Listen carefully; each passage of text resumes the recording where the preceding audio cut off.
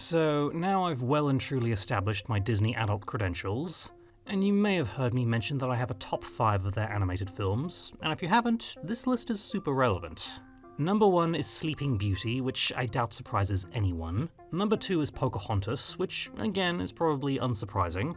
Then we have The Little Mermaid and Aladdin coming in 3rd and 5th respectively, and the last spot would sometimes switch between Aladdin and The Hunchback of Notre Dame, but the latter gets the L because of the gargoyles, obviously. And so, what is this elusive number 4? Welcome to the city of Atlantis. Atlantis, the Lost Empire, belongs to a very unique era, not just for the Disney animated canon, but for animated films as a whole. Why am I naked?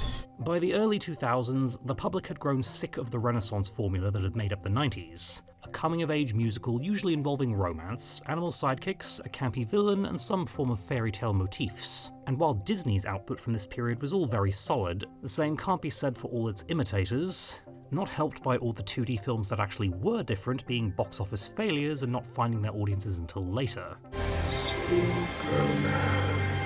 And this type of film was lampooned quite mercilessly in 2001's Shrek. Disney themselves tried to pivot away from that formula gradually, since their last Renaissance film Tarzan was not a typical musical, and instead had non-diegetic songs provided by Phil Collins. And that was the plan for their next entry, and the first of the new 21st century. Daddy was no dummy, did outrageous things with the mummy. What was intended to be a Prince and the Pauper-style epic called Kingdom of the Sun, with songs provided by Sting, had a famously troubled production that was documented by Sting's wife, Trudy Styler, in a film called The Sweatbox that Disney refused to allow a release of. I think he admires or likes aspects of what we're doing, but isn't interested in this version of this movie. It was heavily retooled into a buddy comedy in the form of The Emperor's New Groove, which is a fun little movie and still well received, with Eartha Kitt being iconic as Yzma, but the behind-the-scenes chaos and its financial underperformance meant it was the beginning of the end, or the temporary end. Who are you? Blogger The Unshaved Mouse referred to this 2000s period as the lost era for Disney in terms of their style. They were done with 2D Broadway musicals and coming-of-age fairy tales, so they spent that time wondering, what kind of films do we make? Especially since their main competition was Pixar in terms of profound family films that felt fresh and interesting, and then DreamWorks in terms of irreverent fun. Now, this wasn't the first artistic slump Disney had gone through, since a lot of animation scholars refer to the period from Walt's death, starting with the Aristocats, up until the beginning of the Renaissance, ending with Oliver and Company, as the Dark Age of animation, although Disney were actually still doing quite well, since 1977's The Rescuers was actually their most successful animated film until The Little Mermaid. But by the 80s, they sought to try and rebrand, or at least pivot in a new direction, with a disaster called The Black Cauldron. Arise, my messengers of death. This would almost be a sister film to Atlantis, not least because they were the first 2 Disney animated films to be rated PG, but also because they were meant to be what steered the company into a new and hopefully lucrative direction, and the box office receipts then said otherwise. Although I think Atlantis definitely succeeds artistically where The Black Cauldron doesn't. Not me.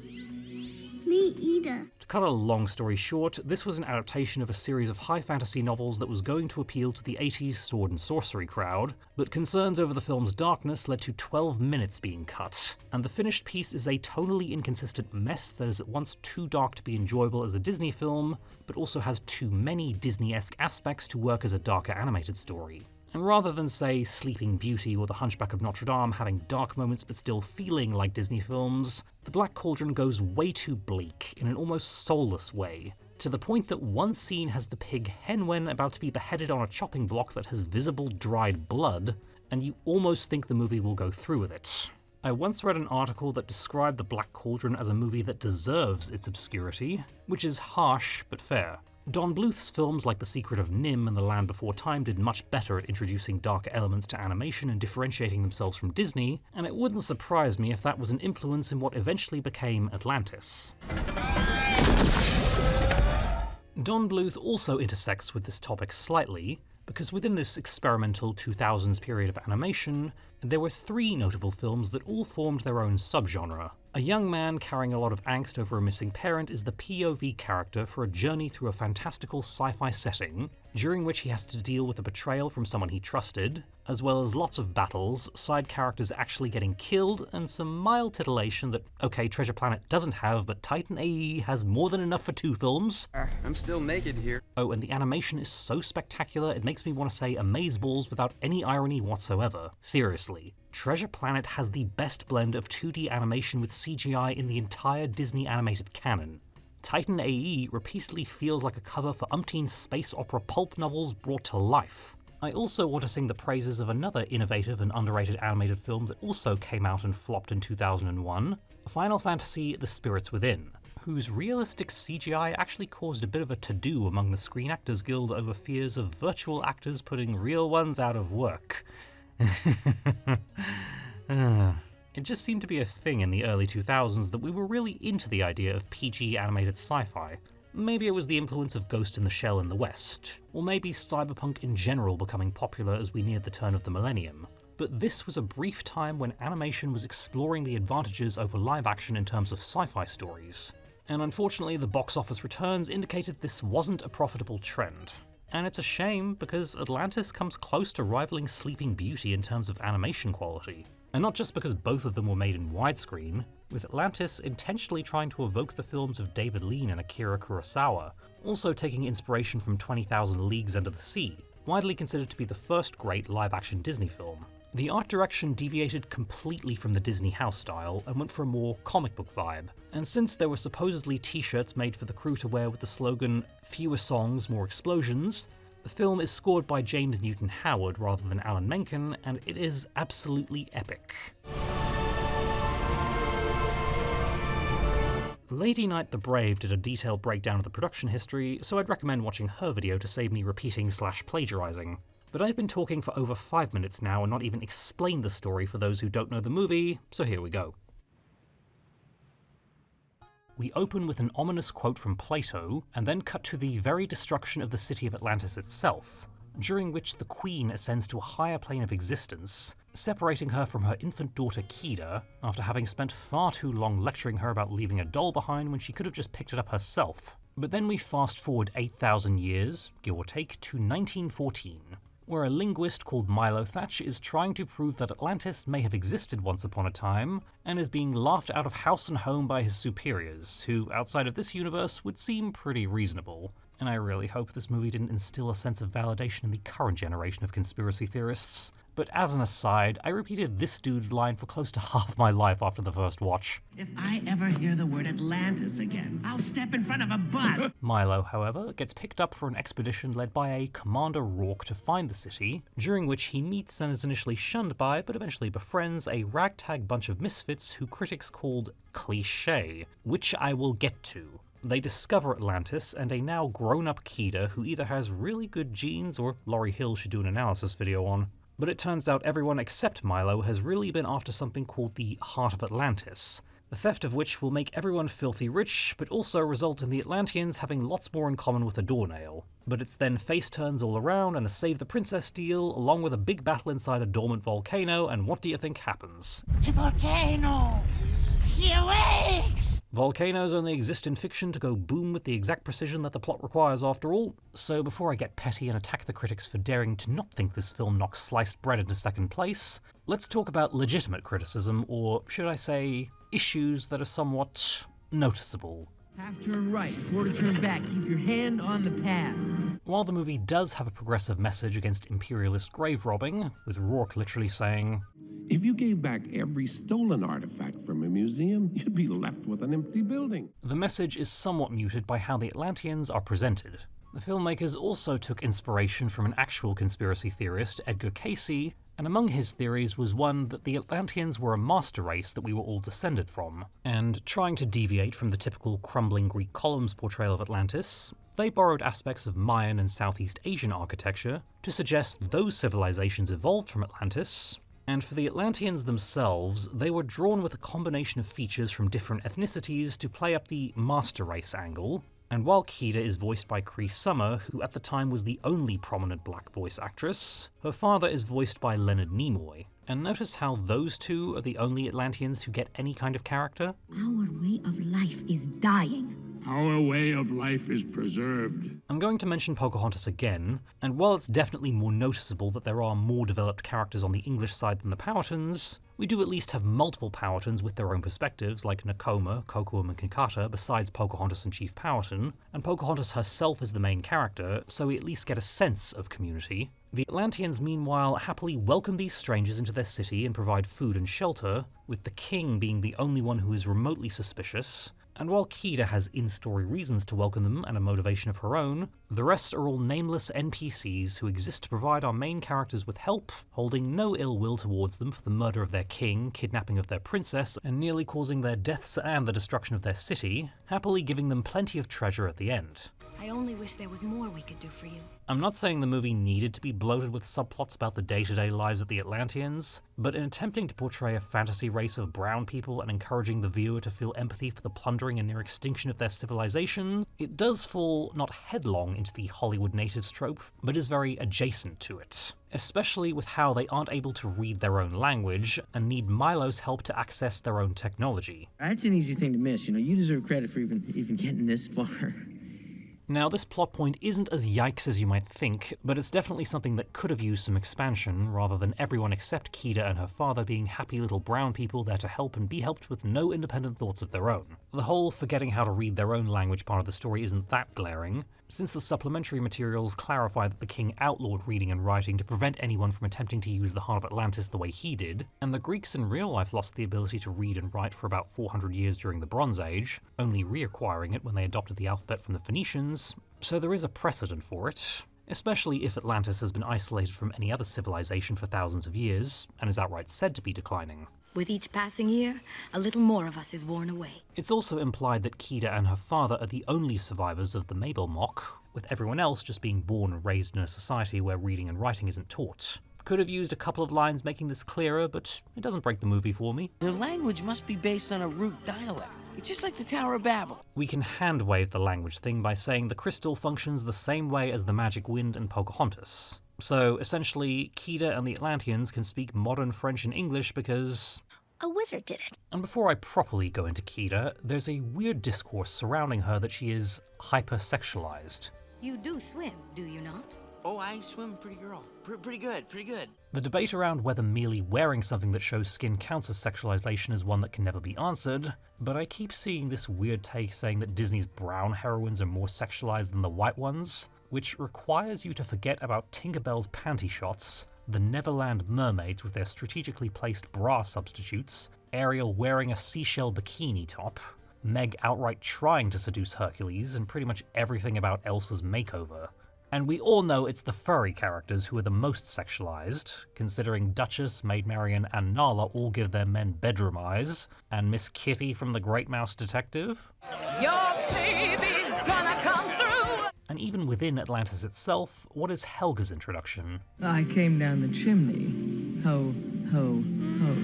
Audrey, by contrast, is completely unsexualized, and in the aforementioned swimming scene, Milo strips down to his boxers, and despite Kida referring to his diminished physique, I still see visible pecs. Sweet gets a shirtless scene too, and every male character except Mole and Cookie gets scenes in tank tops showing off the guns, so there's not exactly a double standard here. And hey, Kida changes into a long dress at the end when she becomes queen. So let's talk about Kida, actually. I like her. I mentioned in my video on the official Disney princesses that I loved her, and rather than Meg or Esmeralda, who appear to be near unanimously popular, Kida has her fans but also her detractors, some of which are tied to her being an ambiguously brown fantasy race and therefore an example of Disney trying to have its cake and eat it too by including a woman of colour and casting an actress known for voicing 95% of black girls in animation at the time, but Kida not being able to fully count. Which is fair, but at least we got a black princess 8 years later and another black female lead in Wish, so Kida at least doesn't have to be the closest thing to representation. I say that as if she's a bad character, but she isn't at all. The filmmakers wanted to continue the theme of subversion and set out to make Kida radically different from past Disney princesses, since even their more subversive heroines like Esmeralda, Pocahontas, Meg and Mulan still have the sparkly show tunes. Kida was intended to be a warrior, obviously, and actually inverting the typical adventure movie dynamic with Milo, where you would normally have the man be the brawns and the woman be the brains. And here, Milo is a non-action linguist who defeats the villain with his smarts, and Kida is the heavy hitter. The king even refers to 1,000 years ago, you would have slain them on sight. Meaning this princess may have a higher kill count than Mulan, but there was a lot of effort put into not making her generic, where her softer side would be brought out by Milo, and it's implied she's grown tired of fighting and is now more curious in learning about her own city's history and culture, because she's seen how their civilization is declining and she wants to find a way to save her people. She would have had even more action scenes, but those had to be cut for time, and that, coupled with her spending the third act imperiled, led to some people not being happy. Save my daughter. Kida is not the dreaded damsel in distress, because to qualify, she would have to be a complete innocent who has nothing to do with the conflict. And while she is essentially an innocent person caught up in Rourke's greed, she is captured specifically because the heart of Atlantis bonded with her, and that's what they're after. The heart goes into Kida specifically to protect the people and the city, presumably because Rourke would start shooting or using explosives to try and get it down from up there, thus putting everyone else at risk. And once Kida is bonded with the heart, everyone is warned not to touch her, and we see what happens to Rourke when he's cut with a pane of glass that simply came into contact with her. If they'd somehow managed to get her to the surface, there's no way they'd be able to use her without getting affected by the heart's magic. And yes, the third act is a rescue mission, so let's unpack that a little more. She has been chosen, like her mother before her. Remember the story I seem to be telling all the time where Kerry Washington says she took the role of a woman in peril in Django Unchained because so few movies were driven by the need to save a black woman's life? And she saw lots of value in stories that encouraged the black man to do something chivalrous for the black woman because we've never been afforded that fairy tale.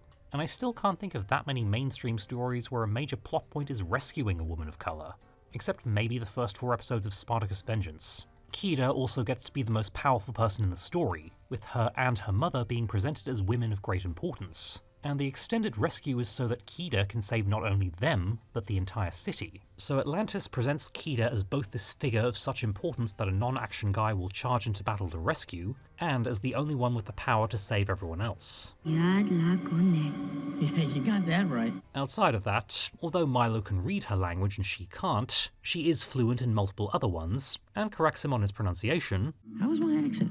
Boorish, provincial, and you speak it through your nose. So she is clearly an intellectual match for him, and the legendary Cree Summer, who has voiced so many characters I love, well, this is my favourite performance of hers. It appears to be her favourite role too.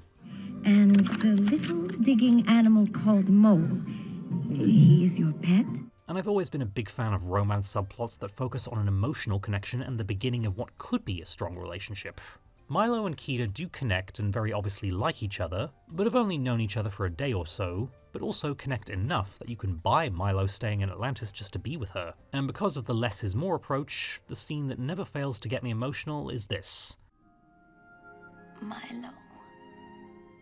It says way more than a kiss would have. But let's talk about Milo too. And since films like Back to the Future and Teen Wolf were way before my time, this was actually my introduction to Michael J. Fox. Although if you want to restrict that to live action, it was class of 1984. But this is great voice work. Have I left anything out? Well, you did set the camp on fire and drop us down that big hole. Thank you. He's funny, sincere, and heartfelt in the way only he can be. Well, I know. Why don't you translate and I'll wave the gun around? Oh, and this? Carrots. Why is there always carrots? I didn't even eat carrots. Ad-lib. Milo likewise represents a departure from what the male lead of a Disney film was expected to be at the time, since you tended to have a Prince Charming, a strong man, or a jerk who needs to become nicer, all of whom were usually physically strong. And the other experimental animated sci-fi films still had action guys as the leads, even Treasure Planet.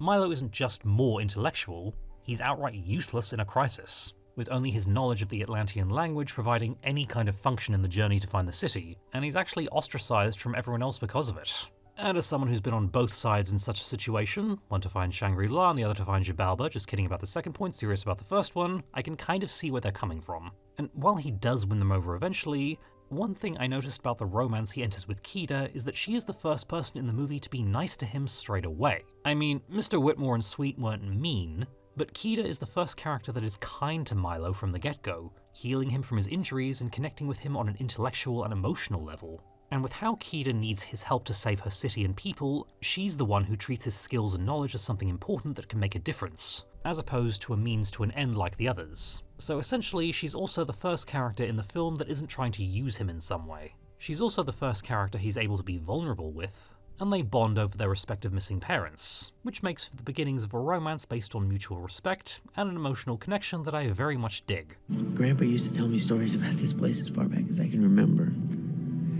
I just wish he could be standing here with me. And what's interesting about the final battle is that the majority of action stuff is done by the supporting characters, whereas Milo's battle with Rourke is more like that of a final girl and a psycho killer in a slasher movie, although he does still get to send his hovercraft flying into a zeppelin to sink it, which is pretty neat. Well, I have to hand it to you. You're a bigger pain in the neck than I would have ever thought possible. The final confrontation is basically an untrained brainiac going against a veteran mercenary with only his enthusiasm and ability to wing it, which is again different from the typical Disney formula of our hero or heroine going against a villain turned into a giant monster, and further deviating from convention. Although there is a human villain like Gaston, Frollo or Clayton, Rourke doesn't conveniently dispose of himself in trying to kill Milo.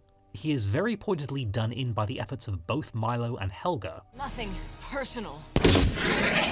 While we tend to think of the PG rating as still being quite tame, it's surprising to see the differences you can get in a story formula between that and the G rating. Protagonist doesn't get a speech about how if they kill the villain they'll be just as bad, and the villain doesn't have to grow all big and monstrous to justify their death. And it's a little frustrating when the critics never focus on what the movie did do and more on what it didn't. Now, I already said that this was in my top 5 Disney films, and while I do go to bat for the things I love, there are plenty of times where I fully understand the poor reception. I love Pocahontas, but I 100% get why it's so polarizing. Hunchback is my jam, but I don't think my opinion on the Gargoyles will be an unpopular one. And while I can understand some of the disdain for Atlantis, there are some arguments I hear and go, were we watching the same movie? The biggest is regarding many scenes that were deleted from the final product, which isn't unusual for Disney, although an entire alternate opening was fully edited showing a Viking ship trying to find Atlantis and getting destroyed by the Leviathan. This article from 2003 describes this opening as an example of how this movie truly had balls, and how the finished thing was a pale shadow of what it once was. Comparing both openings, I'd personally go with the one they ended up using. And the reason for the change wasn't cold feet at family-unfriendly content, but because there was no connection to the Atlanteans otherwise. The opening showing the fall of Atlantis gives us that connection immediately, with the result that we know where Kida is coming from before she explains it to Milo, and that Atlantis now feels like a civilization with people we can feel for, rather than a fancy dungeon to explore in a video game. And I don't really see how a bunch of red shirts dying in an explosion is more ballsy than a child losing her mother while her city is falling apart around her. Then there's the complaints about this 6-minute battle with squid bats, in between the Leviathan scene and this bit. 7 hours ago, we started this expedition with 200 of the finest men and women I've ever known. I mean, did we need another action scene right after the movie's first big one and this vigil acknowledging the genuine losses the crew suffered? The transition happens fine as is, and another monster fight would take away the power of this one humanizing moment for Rourke pre-mask off. Then more battles with monsters such as lava whales and giant bugs, which, cool as they sound in isolation, would probably be very repetitive in the finished film. The big note from the higher-ups, which the same article labels lame-brained, was, isn't it taking Milo and his friends far too long to get to Atlantis? And I find that a pretty reasonable brained assessment. The movie is about Atlantis, and the journey there is paced fine as is, with the fire in the camp being a good action transition between the trip and the discovery.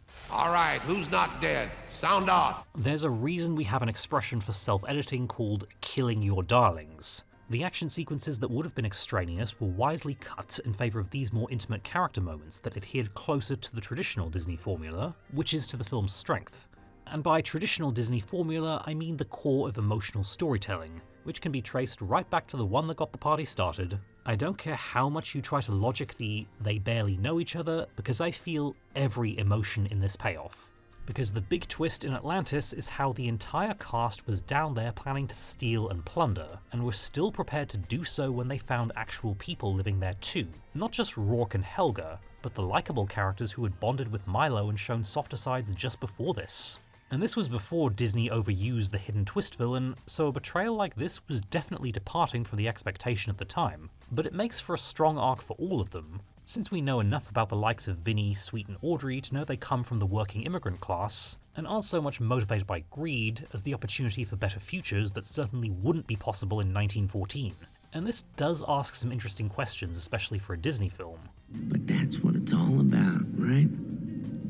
Money. How far can you compromise your morals to improve your life? Sweet is out as soon as Rourke attacks the king, but Audrey holds out extremely far, even being unable to look Milo in the eye while she's physically locking an innocent woman in a crate so she can benefit financially.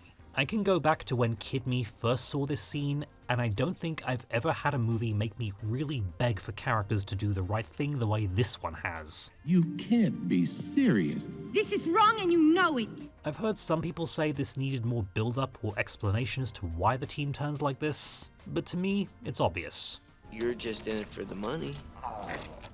Money. Money. Money. It's foreshadowed here, we see the beginning of the divide here, and we can already see the train coming before Audrey finally makes her choice. Congratulations, Audrey. Guess you and your dad will be able to open up that second garage after all. One of the reasons I feel this succeeds where the Black Cauldron fails is that it doesn't go out of its way to hide its idealistic slant from the audience, since one of the big emotional payoffs going into the third act is Milo convincing 95% of the cast to do the right thing and give up what they spent a whole chunk of their lives in search of. And I heard criticisms that the supporting characters were cliched or stereotypical. Like, Audrey is a teenager who is an expert mechanic, a Latina who is completely unsexualized, and although presented as somewhat hot-tempered, is still shown to be very soft and caring. We're really gonna miss you, Milo. Sweet is a half African-American, half Navajo doctor and former combat medic capable of being both kind and insensitive like a real person. Here, I'm gonna need you to fill these up. With what? Vinny is an Italian demolitions expert who's stoic rather than over the top.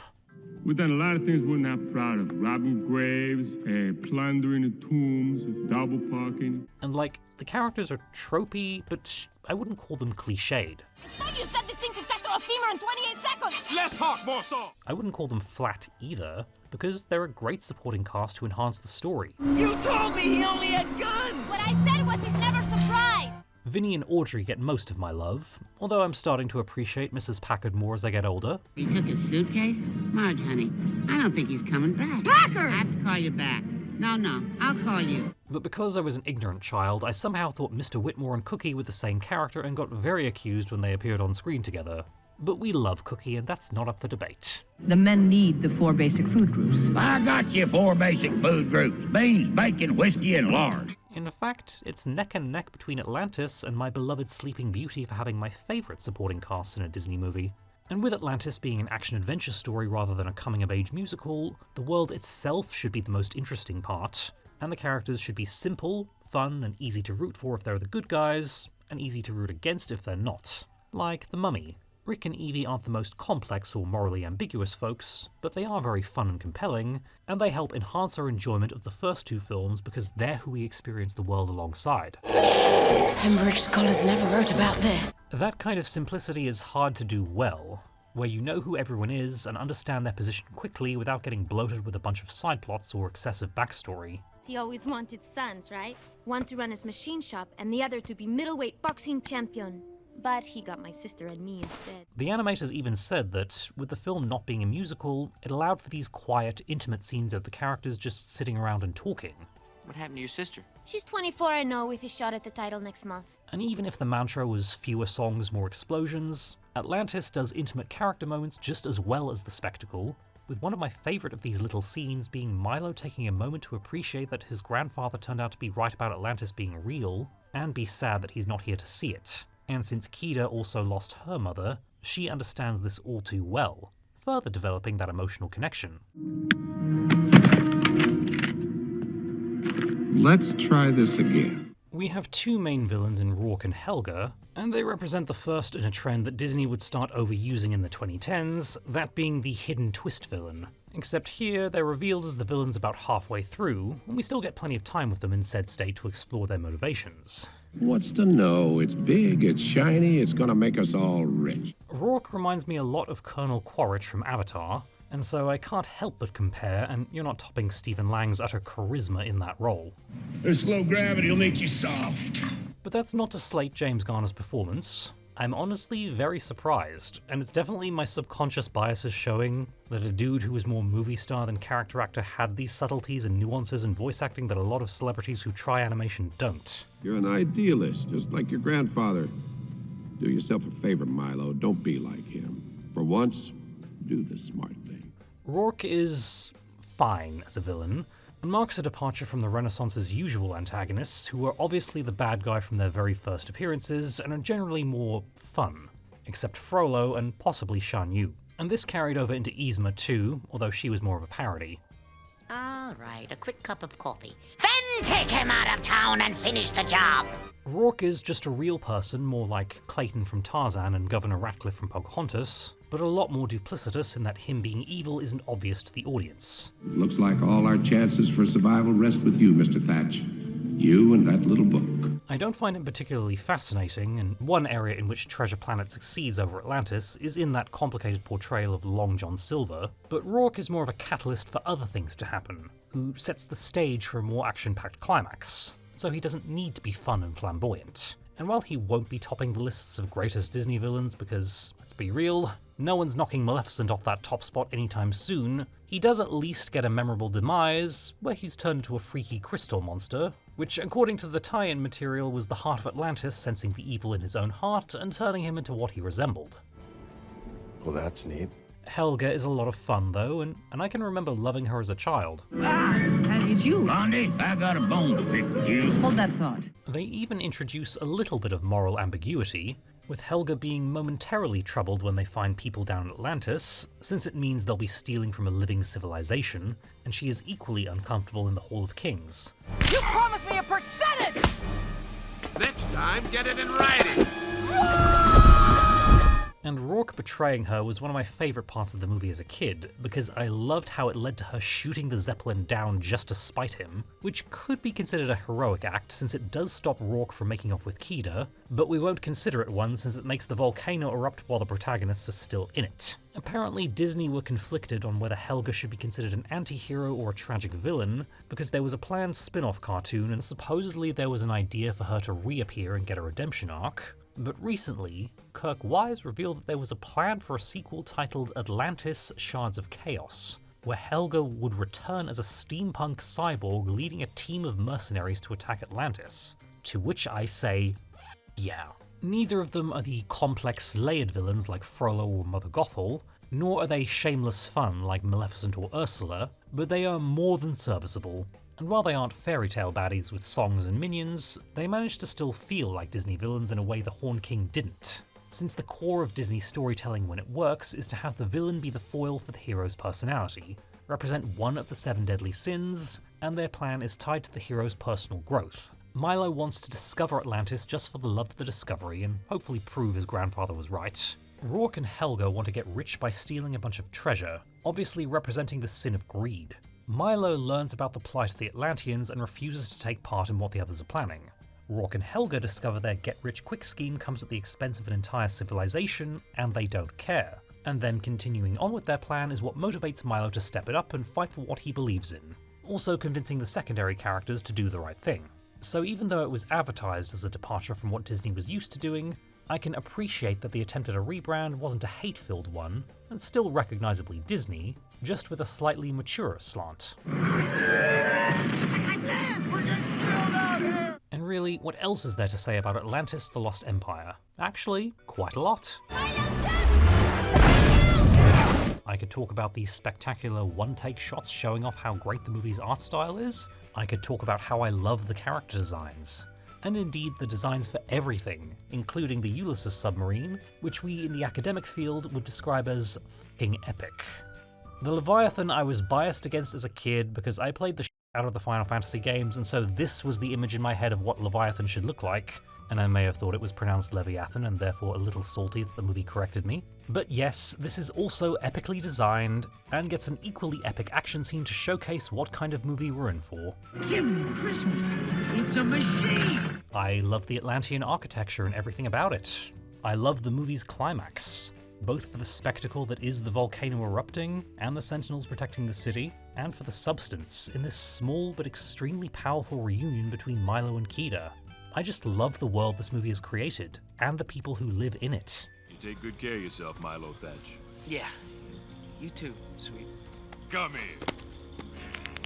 There are times I find myself wishing I could experience what it's like to be in a parallel world where Atlantis: The Lost Empire was a mega hit at the box office and the next big thing everyone was hoping it would be, where there were rides for it at the parks, you could meet all the characters there, Kida was an official Disney princess, where the planned spin-off series happened, as did the theatrical sequel, and possibly a third film because this is a universe that warrants a trilogy. And more importantly, where this proved that slightly maturer, experimental sci-fi animated films were bankable, and we'd now be seeing the effects of years of other movies building on what this one and all the others attempted to start. And while it's arguably the underperformance of The Princess and the Frog and the outright failure of 2011's Winnie the Pooh that made Disney stop doing traditional animation altogether, it does sting a little that a film a lot of us love is remembered by a good chunk of the world as the one that signaled the beginning of the end. In fact, 3 of the films in my top 5 are considered such turning points in a bad way. Since Sleeping Beauty was so expensive to make, the animation department was only saved by laying off the Incas and switching to xerography, and Pocahontas was the first Renaissance film to be met with a lukewarm reception after the string of critical and commercial hits before it. And hey, you can even say that Aladdin caused lots of harm to the voiceover industry by leading to studios prioritizing celebrities voicing most of the characters rather than the right person for the role. So The Little Mermaid is the only pure one in my top 5. But I've heard it said that there are no unsuccessful Disney classics, and Sleeping Beauty is now completely vindicated as newer generations keep discovering it. After all, I was being asked to cover Atlantis long before I actually did, and there are far more fans of it online than detractors. I'm not of the school that thinks there should be a live-action remake, although Guillermo del Toro does intrigue me, because even with my ramble about an alternate timeline, the movie we got is still pretty darn good. Nice pictures, but I prefer a good Western myself. It is what it is and what we love precisely because it's 2D, and I don't think you'd be able to replicate Atlantis' charm in live action, unless you got a director who really cared about honouring the original, and I think the track record with the live action remakes indicate that they're more content with money. And after all, isn't a major message of Atlantis: The Lost Empire the importance of artistic integrity over financial gain? And while it feels weird to call a movie made by the biggest animation studio in the world a cult classic, this is one cult I'm happy to be part of. Because, as I outlined through this video, it's given us a lot to worship.